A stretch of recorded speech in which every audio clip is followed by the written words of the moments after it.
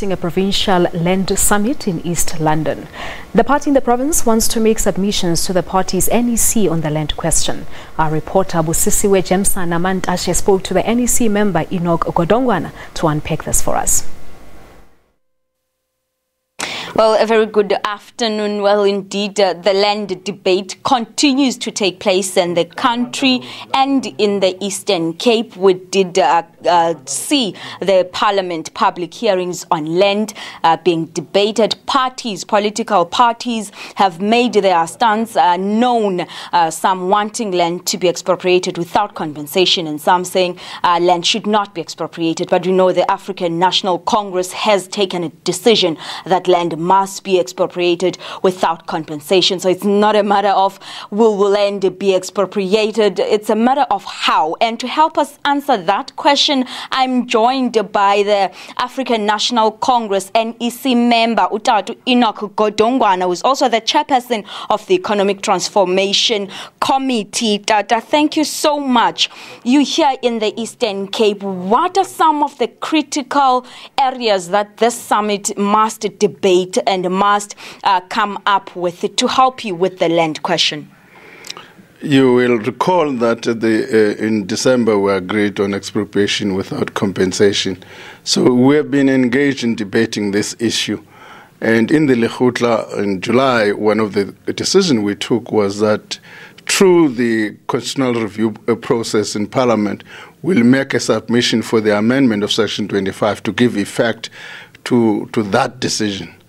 Now, key decision the provinces have got to make is that under which circumstances are we going to expropriate without compensation?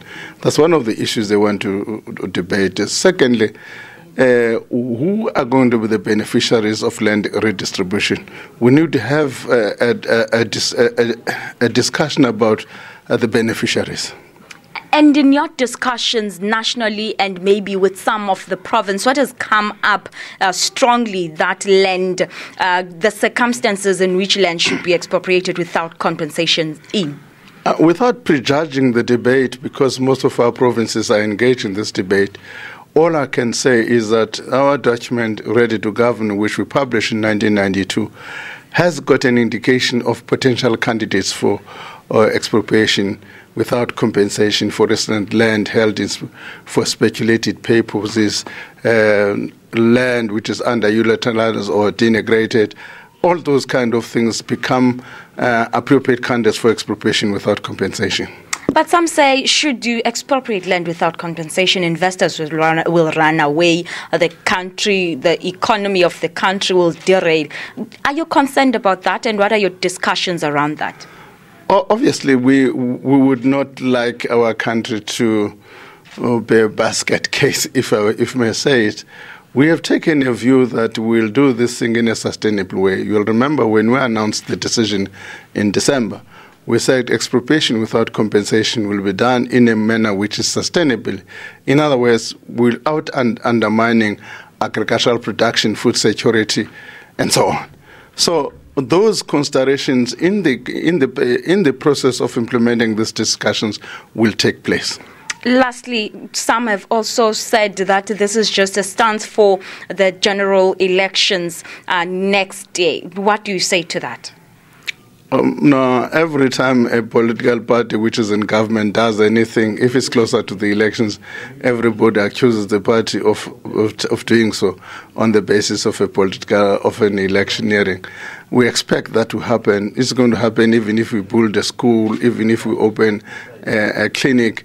So that's going to happen, but the governing party has got to do things every day because it's elected to continue until, if it's not elected, until a new government takes place.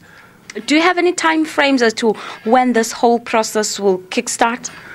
Look, as far as we're concerned, is that land redistribution will take place parallel to the process of amending the Constitution. There's land currently available which must be utilized for redistribution. These processes are going to run concurrently.